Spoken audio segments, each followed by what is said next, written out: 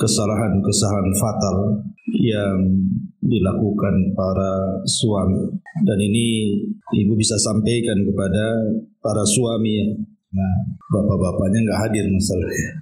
Ma'asyiral muslimat yang dimuliakan Allah Subhanahu wa taala. Tidak memperpanjang mukaddimah karena juga waktu. Yang pertama, kesalahan yang fatal bagi seorang suami adalah tidak memberikan nafkah. Dan ini banyak dilakukan oleh para suami yang tidak bertanggung jawab. Mungkin dengan berjalannya waktu biasanya. Kalau awal-awal menikah biasanya masih bagus. Tapi dengan berjalannya waktu, nampaklah ada beberapa watak atau sifat para suami itu yang kemudian menjadikan tujuan berumah tangga itu tidak sebagaimana yang diinginkan. Bahkan ada yang terang-terangan seorang suami itu justru menyuruh istrinya untuk bekerja. Ini kan aib bagi para suami harusnya. Yang lebih parah lagi, terkadang disuruh bekerja itu malah dijauhkan daripada rumahnya. Entah disuruh bekerja ke luar negeri, jadi pembantu rumah tangga atau apalah pekerjaan yang itu sebenarnya bukan kewajiban seorang istri mencarinya.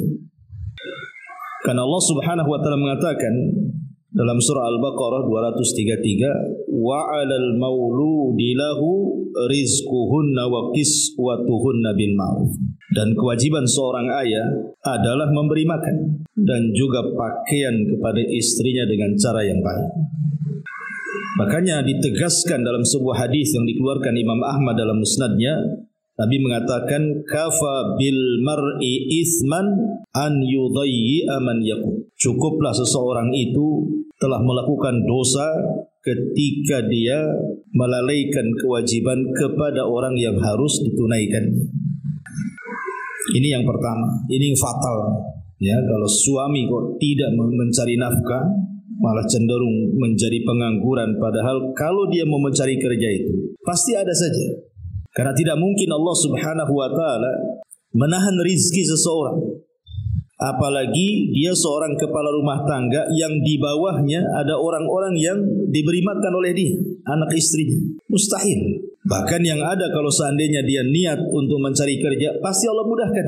Ini yang pertama. Yang kedua, mengambil harta istri secara paksa. Ada sebagian suami yang tidak punya akhlak. Terkadang boleh jadi mungkin bahasanya halus, si suami mau ngambil harta istri itu mungkin dengan bahasa-bahasa ya untuk keperluan, nanti diganti, padahal nggak diganti. Ya. Atau mungkin betul-betul dengan cara paksa. Mungkin istrinya nggak tahu, atau emasnya diambil, dijual kan gitu. Atau betul-betul dengan cara tekanan, kayak orang ngerampok gitu ya. Ah, mana emas? Sini, kan itu. Mana uangmu? Ini kan jelas-jelas zalim. Allah Subhanahu wa taala mengatakan, ya ayyuhalladzina amanu la ta'kulu amwalakum bainakum bil batil. Wahai orang-orang yang beriman, janganlah kalian makan harta dengan cara batil. Ini sama dengan mencuri namanya. Atau mungkin lebih parah lagi merampok kalau memang jelas-jelas memaksa untuk mengambil. Karena dalam Islam itu harta istri itu solid milik dia, tidak ada ikut campur suami.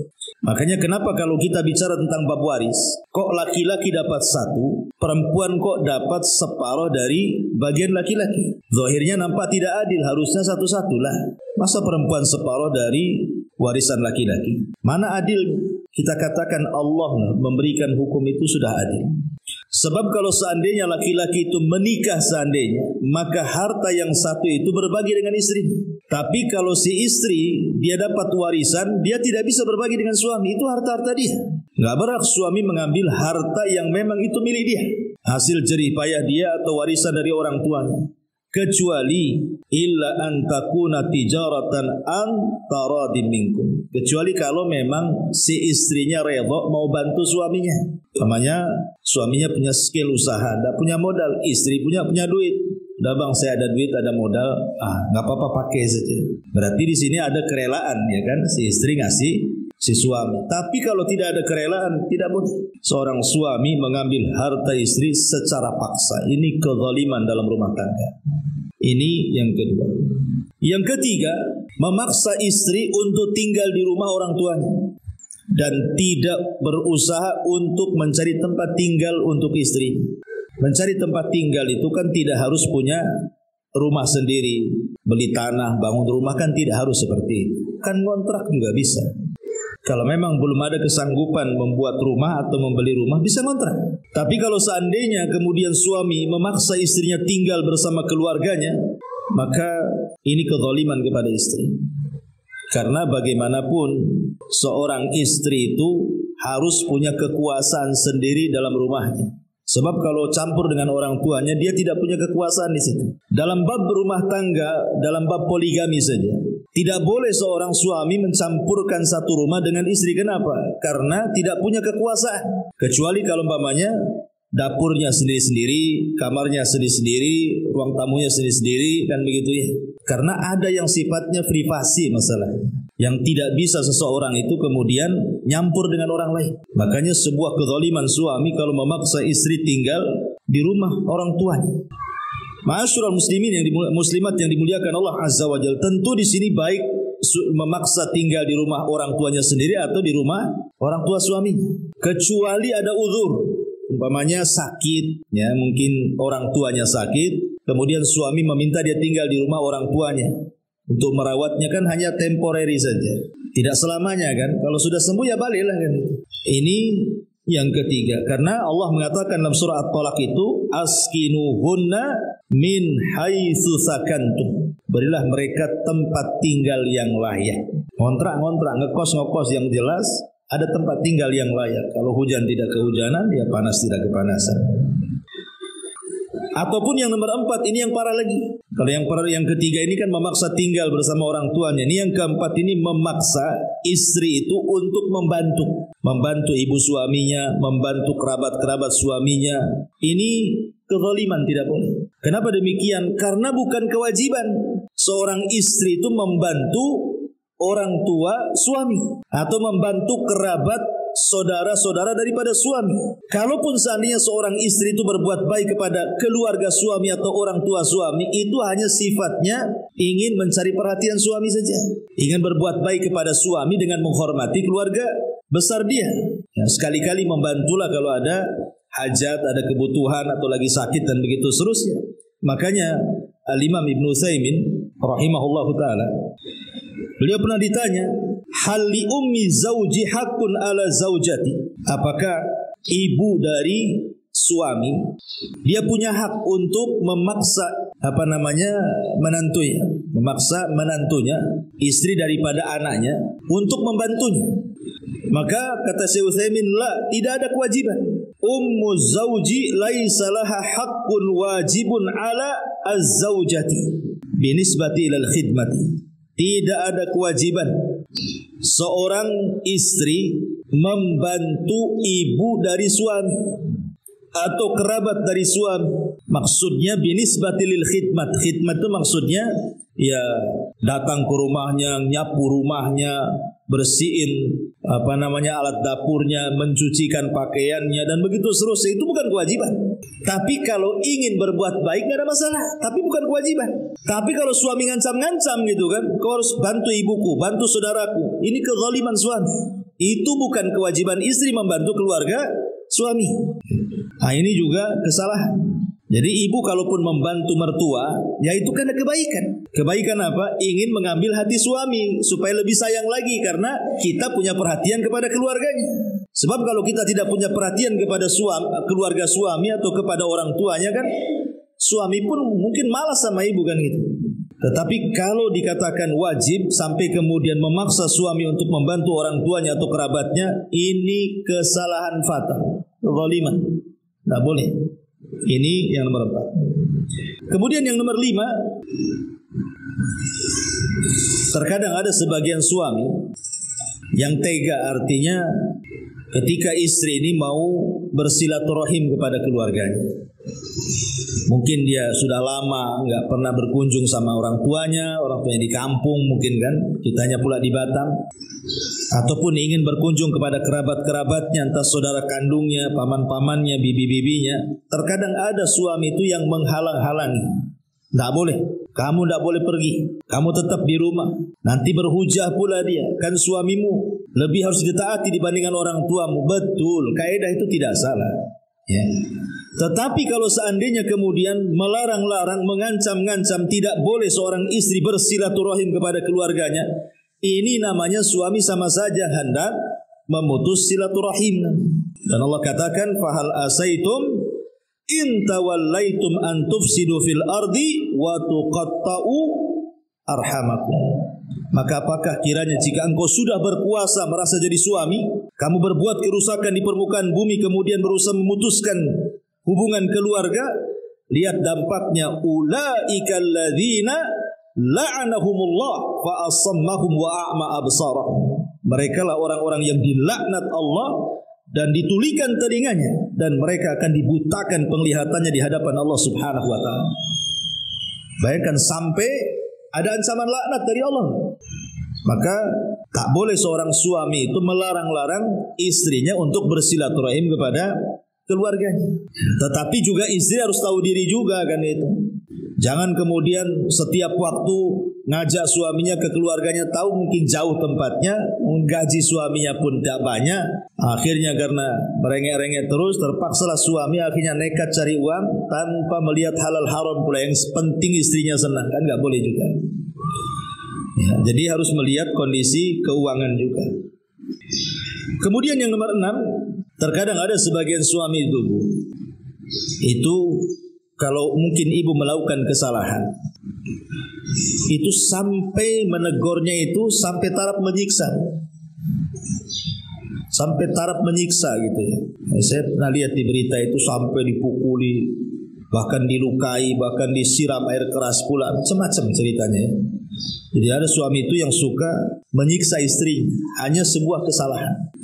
Padahal dalam Islam itu, kalaupun seandainya istri itu selingkuh, anggaplah selingkuh, dan betul selingkuh, entah mungkin mukodimahnya dengan melakukan hubungan dengan cara chatting atau ngirim-ngirim foto atau apa, atau mungkin sampai taraf zina lah, anggaplah dengan laki-laki lain. Apakah kemudian seorang suami boleh menyiksa istrinya gara-gara perselingkuhan seperti itu? Tidak boleh. Walaupun sudah jelas-jelas nih, mesti istri kurang ajar kan begitu. Karena dalam Islam itu ada tahapan-tahapan ketika menasihati seorang suami kepada istri. Dan itu disebutkan di dalam Al-Quranul Karim, surah An-Nisa 34.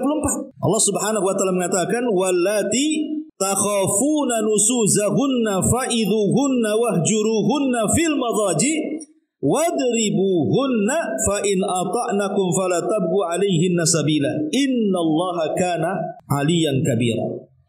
Dan jika engkau wahai para suami tertakutkan, khawatir ada perselingkuhan yang dilakukan oleh istrimu, kata Allah, apa yang pertama langkah dilakukan? Fa'idhuhunna, nasihati. Nggak langsung main siksa, main pukul, main tunjuk, main melotot, enggak gitu. Nasihati dulu, ya, dinasihati. Kalau memang kemudian, karena ada sebagian suami juga yang masya Allah kadang-kadang nggak punya kepedulian, nggak punya kecemburuan dengan kesalahan istri yang fatal, mudah memaafkan, tidak mau ngasih nasihat, lah biarin aja lah. Karena mungkin dia sayangnya si suami kepada istri karena cantiknya, karena apanya kan. Jadi walaupun istrinya kurang ajar ya dibiarin sama dia. Mungkin tipe-tipe suami takut istri lah mungkin gitu. Tapi kalau seandainya suami yang bijak kan tidak demikian, dinasihati dulu. Kalau dia tetap ngeyel, baru ada langkah kedua. Kata Allah, wahjuruhunna fil madad, pisah ranjang. Kalau juga tidak bisa pisah ranjang, masih kurang ajar juga, maka memukul itu tahap terakhir. Allah mengatakan wadribuhunna, boleh kalian memukul, tapi bukan menyiksa memukul di sini. Ulama tafsir mengatakan maksudnya fadribuhunna itu maksudnya dzarban ghaira mubarrih. Apa dzarban ghaira mubarrih itu? Maksudnya pukulan yang tidak berbekas. Pukulan yang tidak berbekas. Karena mukul itu sebenarnya hanya simbol bahwa tidak ada jalan lagi kecuali kita pisah, gitu maksudnya. Jadi memukul itu sudah last terakhir itu. Kayaknya sudah nggak jodoh lagi kita ini. Paksalah dia memukul. Tetapi dengan pukulan yang tidak berbekas, tidak melukai, bukan menyiksa. Kemudian yang kedua, syarat memukul itu selain daripada ghairu mubarrih, tidak boleh memukul wajah. Wala tadribul wajha, jangan pukul wajah. Kenapa tidak boleh memukul wajah? Karena Allah Subhanahu wa taala telah menciptakan wajah orang. Tidak boleh seseorang itu memukul wajah yang Allah ciptakan dengan sedemikian indahnya. Karena bagaimanapun wajah itu kehormatan masalahnya kan. Makanya sering saya katakan, ibu itu lebih banyak ngaca kakinya, tangannya, badannya atau wajahnya. Pasti wajahnya lah. Makanya kemana-mana bawa cermin kecil. Kalau cermin kecil mana bisa satu badan nampak kan?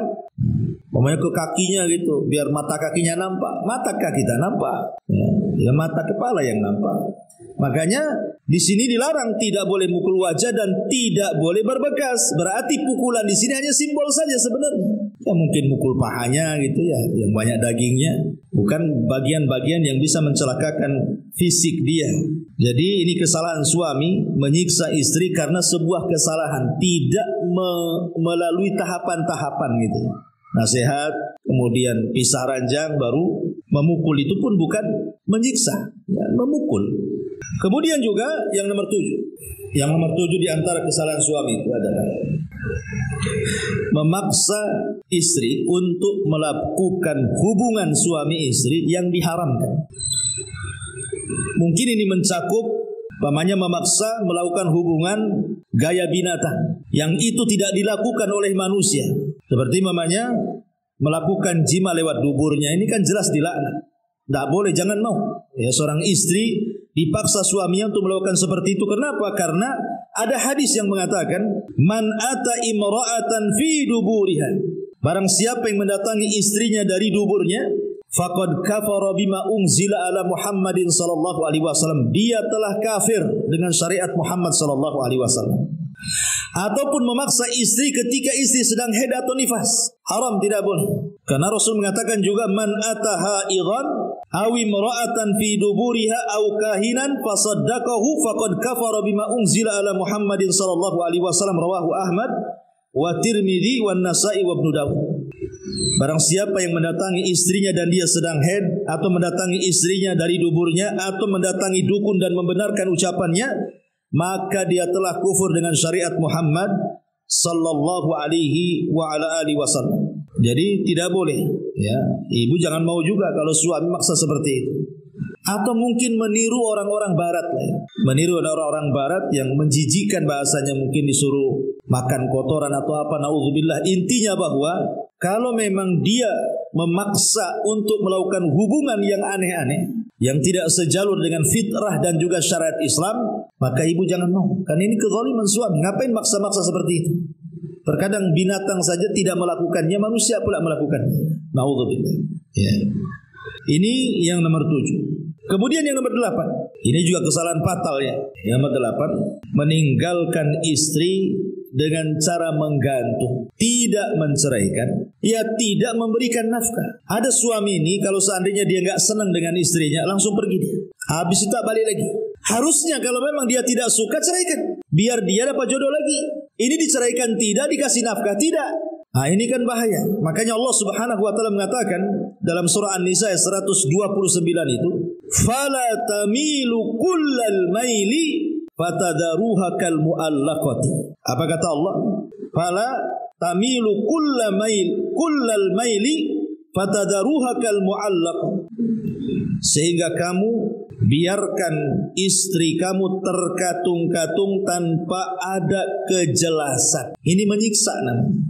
Menyiksa anak orang. Kalau memang sudah tidak suka, ceraikan. Dalam Islam kan selesai, ceraikan aja. Tinggal ngomong saya ceraikan kamu, selesai.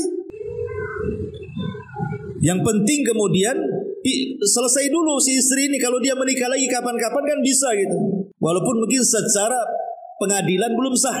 Nah, gitu ya. Tapi kan secara syar'i kan bisa sah itu mengatakan saya ceraikan kamu.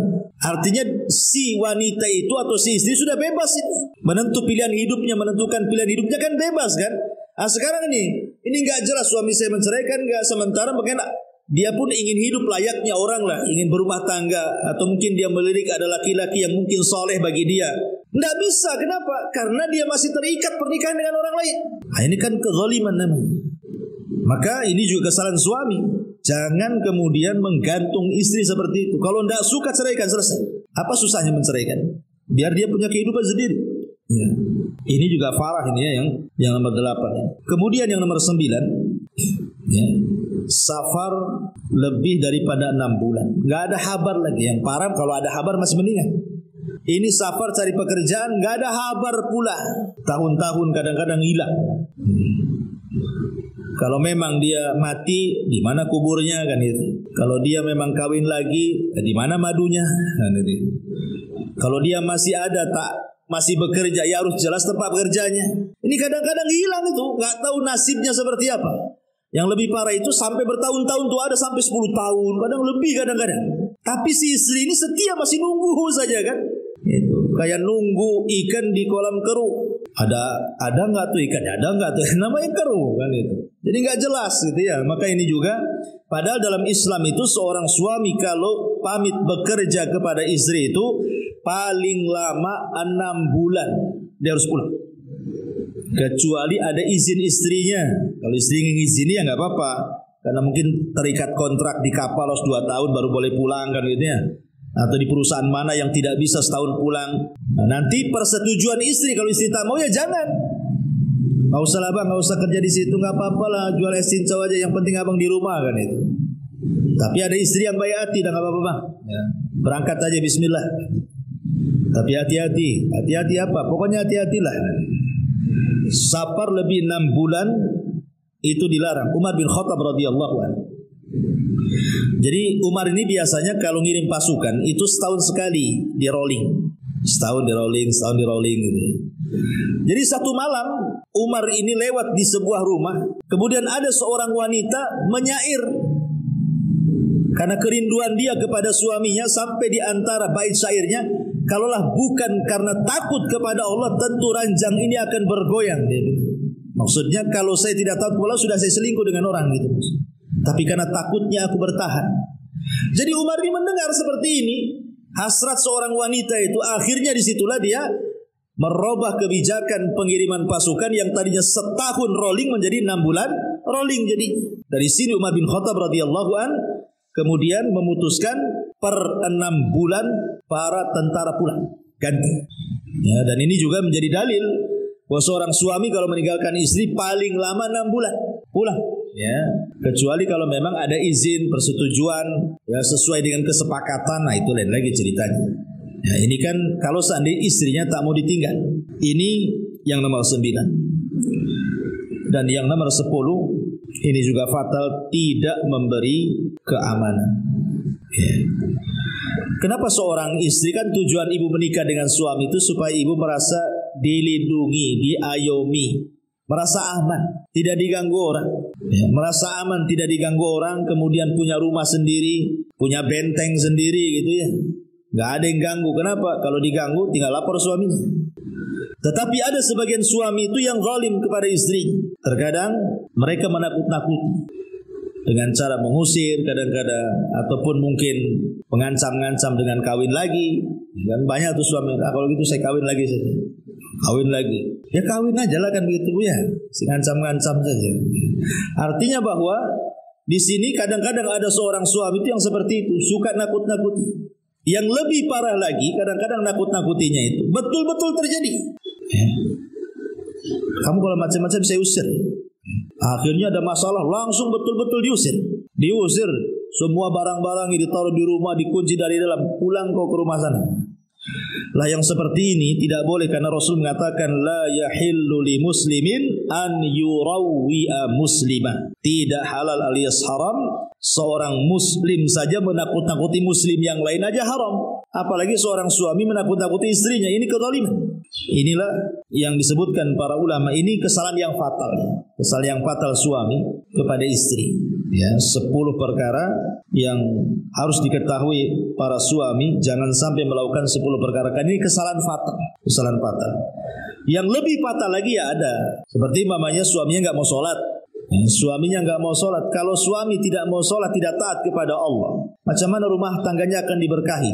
Makanya kalau ada seorang istri uji suaminya tidak mau ibadah, maka kadang-kadang saya sering ditelepon oleh seorang ibu itu, gimana Ustaz, suami saya memang baik secara akhlak, tapi dia tak baik pula secara ibadah.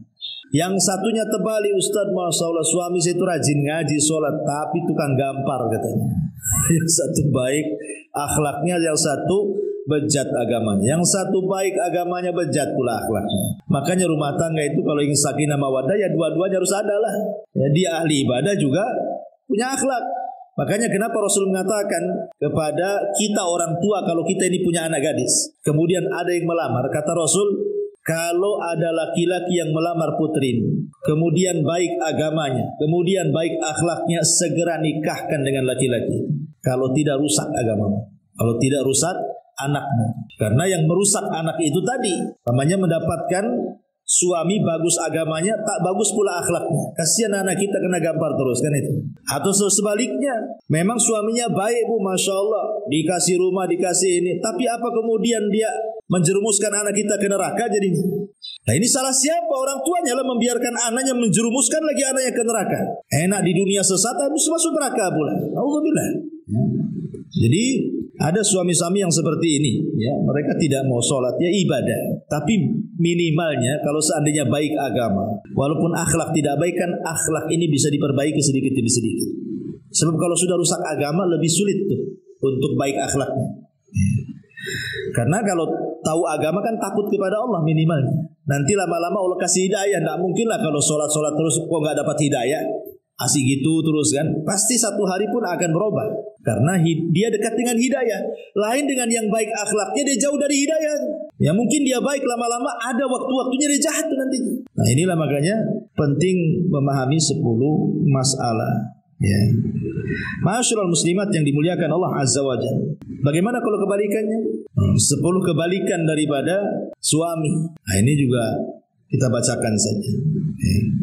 Ini terbalik nih ya. Yang pertama 10 kesalahan istri juga ini. Kalau ini benar pengajian nih, karena saya depan ibu-ibu. Kalau tadi kan harusnya depan bapak-bapak kan itu. Yang pertama bu, ya, kesalahan ibu. Jangan mengkhianati suami. Jangan pernah mengkhianati suami. Dengan cara apa mengkhianati suami? Ini yang saya sebutkan yang parah-parah saja ya. Kalau mau disebutkan kesalahan ibu ya banyak lah. Saya sebutkan yang parah-parah saja. Jadi jangan mengkhianati suami itu seperti ibu melakukan hubungan dengan laki-laki lain. Ya, mungkin hubungannya ringan, tadi hanya ngechat saja, atau kirim-kiriman foto, atau ngobrol. Tapi ada yang lebih parah sampai berselingkuh betul, berzina. Ya. Maka ini pengkhianatan tingkat tinggi dalam rumah tangga. Tak boleh. Bahkan yang lebih parah sampai dalam hubungan seorang istri ketika berhubungan dengan suami, ketika berhubungan itu yang dibayangkan seolah-olah bukan suami dia yang sedang menghubungi dia, tapi orang lain yang sedang berhubungan dengan dia. Ini syaitan. Ya, ini namanya ada jin namanya jin al-asyik. Ya, ada nama jin itu namanya jin al-asyik. Jin al-asyik ini yang suka mengganggu rumah tangga, masuk kepada para wanita, kemudian menghayalkan laki-laki lain. Terkadang laki-laki ini mungkin ibu tidak kenal, tidak pernah ketemu, tidak pernah salaman, tidak pernah ngobrol. Boleh jadi mungkin artis-artis yang ibu nggak kenal, mungkin tengok drakor gitu ya, drama Korea. Habis tengok artisnya, tengok pula suami ibu. Kok beda, yang ini putih, yang ini hitam gitu. Hitam putih jadi gitu ya. Akhirnya kemudian kebayang pula, ini nggak boleh. Kalau sudah menjadi suami, terimalah takdirmu. Terima takdir, itulah takdir. Justru di situ letak sorganya ibu itu, sabar. Ketika melihat suami tetangga ganteng, kok suami sendiri kurang ganteng, ibu sabar, di situ letak sorganya. Sabarnya di situ.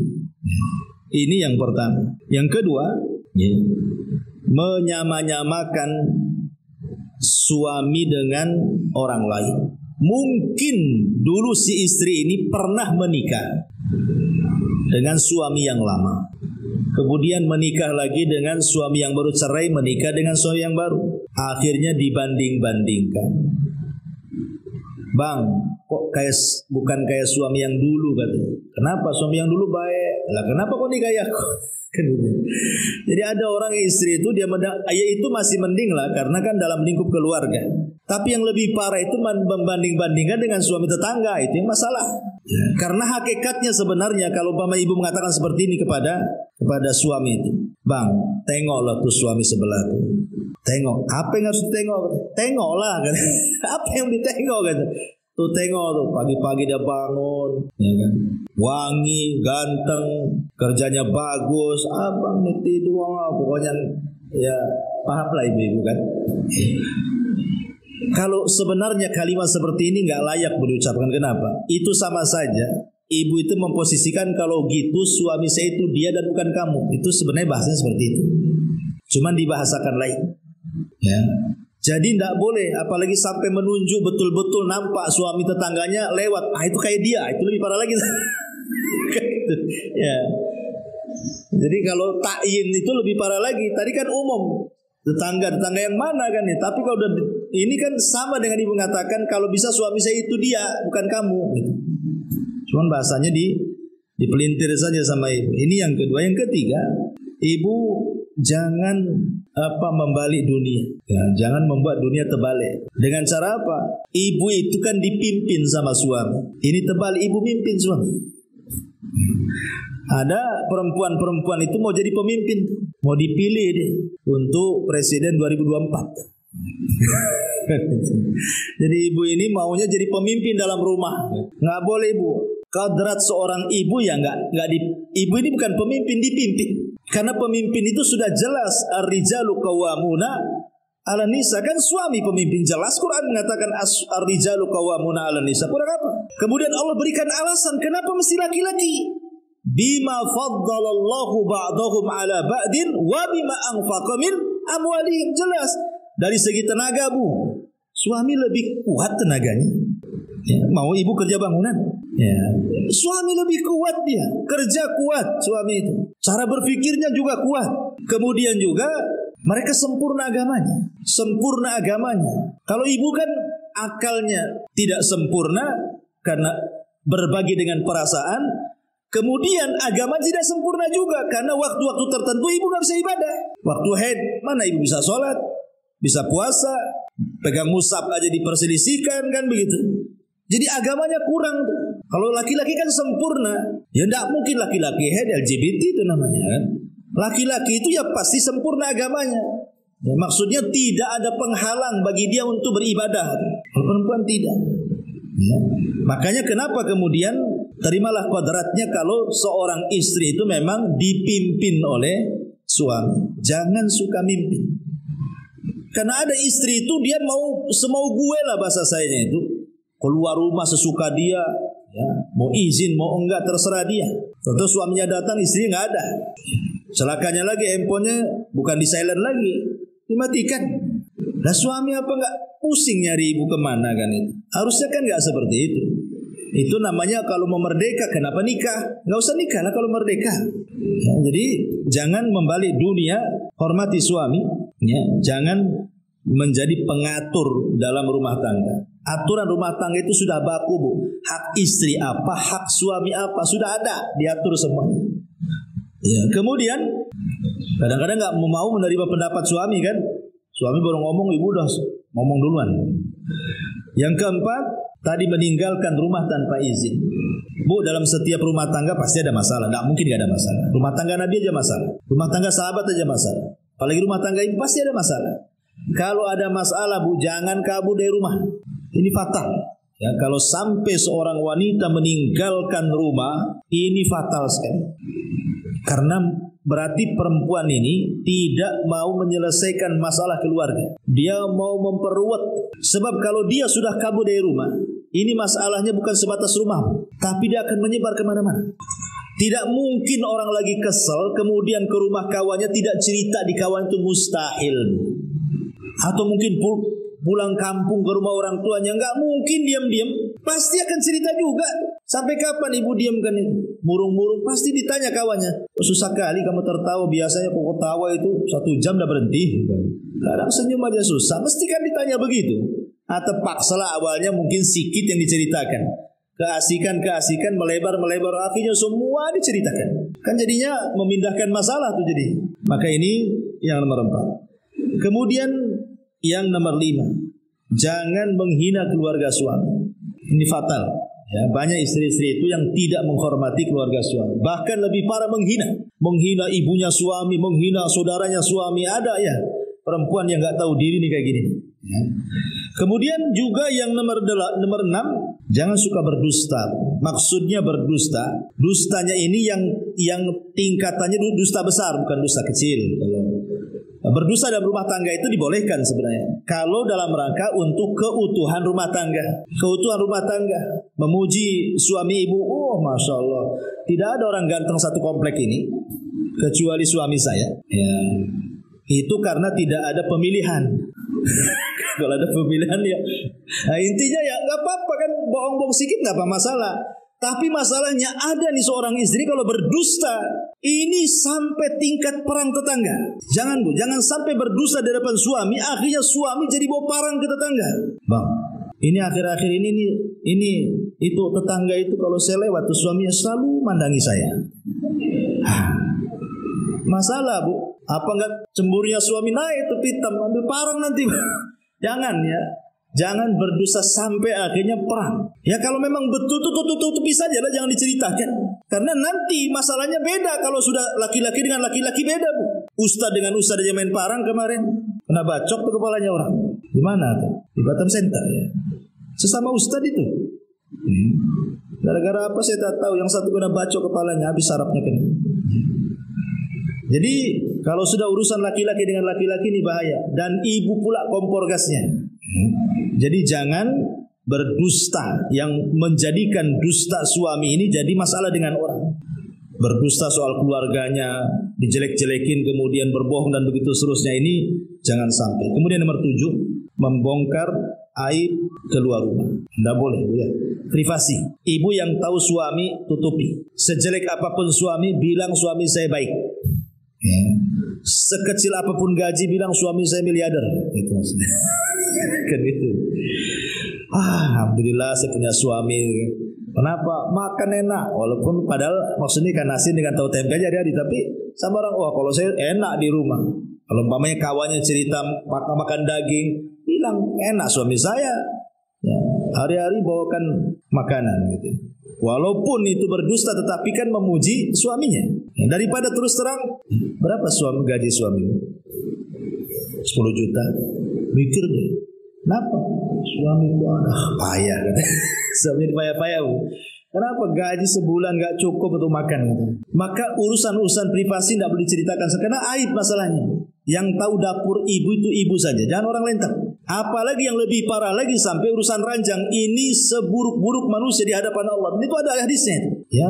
Kemudian yang nomor 8, jangan suka mengadu kepada keluarga. Kalau ada masalah, dikit-dikit ngadu sama saudaranya, dikit-dikit ngadu sama orang tuanya. Cari pembenaran, cari bolo bahasanya ya. Nggak boleh Bu. Ya. Kemudian yang nomor 9, cinta karena harta. Nah, ini banyak nih. Nah, jangan sampai kemudian kalau sudah nikah dengan suami, cobalah belajar mencintai suami apa adanya. Ya. Sebab kalau seandainya karena harta saja nanti kalau miskin dipastikan bercerai itu. Dipastikan bercerai. Kemudian yang terakhir, jangan tajasus. Nah, ini tajasus ini. Jangan tajasus. Suami main ke tetangga, diintip. Ngobrol apa dia? Ngapain aja dia? Ya. Nanti pergi, ibu telepon gak diangkat. Datang, diinterogasi. Kok tadi jam segini kemana? Kok gak diangkat telepon saya? Sama siapa? Pergi kemana? Jam berapa ke jam berapa? Nah, itu kan ada orang yang istri-istri yang suka interogasi kayak gitu. Itu namanya tajasus. Sini handphonenya, saya mau periksa. Kan ngeri kali. Mana dompetnya? Jangan-jangan ngelong pula, hilang semua uangnya. Kemana? Ada ya. Ibu kalau suami datang itu, bukan itu pertanyaannya, tapi mau apa? Mau apa? Mau makan? Ya. Mau apa? Mau diurut? Mau diapa? Gitu. Ini enggak. Dari mana? Sama siapa? Kok baunya lain? Subhanallah ada. Ini tajasus tak boleh Bu. Ya. Ini makanya kenapa ada 6 sifat. Kenapa Imam Ghazali itu mengatakan jangan ada seorang istri itu punya 6 sifat. Ya. Pertama suka mengeluh kata dia. Yang kedua suka mengungkit kebaikan. Aku kan udah masak. Memang kewajiban ibu. Kenapa harus dikasih tahu kan gitu ya? Aku udah melayani kamu, sudah masak, sudah nyuci, sudah. Bu, itu kebaikan ibu. Ibu dapat pahala, Bu. Ibu berbuat baik kepada suami itu bukan barter. Kan? Kau kalau berbuat baik sama saya akan baik banget. Bukan begitu. Ibu laksanakan aja. Ya, kebaikan ibu nyuci masak itu pahalanya sendiri. Ya, kalau barter itu enggak boleh. Jadi karena ibu kan menjadi istri itu, untuk apa ibu jadi istri? Kan ingin cari pahala masuk surga. Tapi kalau sudah kebaikan sistem barter, Bu, itu enggak bisa. Ya. Jadi jangan berbuat baik kepada suami itu dengan sistem barter. Pokoknya laksanakan aja kewajiban ibu. Soal suami jahat terserah. Yang penting saya melaksanakan selaku seorang istri, itu maksudnya. Karena saya tidak mengharap pahala engkau, wahai suamiku. Saya mengharap pahala Allah, itu maksudnya. Jadi jangan suka mengkata Imam Ghazali, jangan suka mengungkit kebaikan. Yang ketiga, ya, jangan suka menceritakan masa lalu. Jangan suka menceritakan masa lalu. Karena ada tuh seorang, mungkin maaf kadang-kadang dulunya mungkin ya masa lalunya suka gonta-ganti pasangan, pacaran atau apa. Sekarang sudah menikah, jangan diceritakan tuh pacar-pacar 1, 2, 3, 4. Banyak kali butuh pacarnya dulu. Nggak usah tutup, ini suami saya, inilah pacar saya, selesai. Ya. Kemudian kata Imam Ghazali yang keempat, jangan sampai memiliki sifat selalu membesar-besarkan dunia. Ya. Suami tahu gajinya berapa. Pokoknya karena sekarang sudah ada udah handphone semua belanjaan, Bu. Wah, hari-hari Tokopedia aja ditonton Ibu tuh.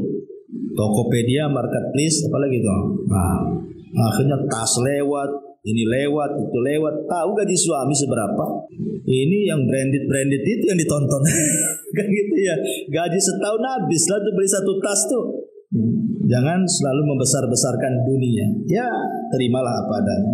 Kemudian yang nomor 5 kata Imam Ghazali, ya, wanita yang jangan suka berdandan sepanjang hari. Ya, berdandan boleh tapi ada waktu-waktunya.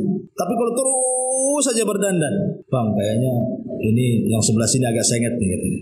Ini perlu obat nih, harganya sekian. Udah dibelikan obat sama suami. Nampaknya Bang perlu bedak nih, tapi harganya sekian. Nampaknya kita harus operasi nih Bang, ini harus dikasih silikon sebelah sini. Ya, habislah itu uang suami yang untuk itu aja, Bu ya. Kemudian kata Imam Ghazali yang nomor 6, dia mengatakan jangan suka nyinyir. Ya, itu disebut sadaqah namanya. Bukan nyinyir atau apa, suka banyak bicara lah, ember. Wallahu a'lam.